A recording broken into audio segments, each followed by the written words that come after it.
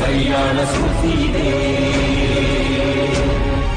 ధర్మమధర్మము ఆది అనంతము సత్యమసత్యము సార్థకలంకము జాత్యంకార పర్యవసానము శక్తిదే భక్తిదే జీవన్ముక్తికి మార్గమిదే పంచమ వేద సారం మహాభారతం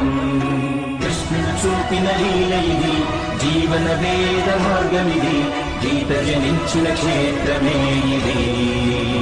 మహాభారతం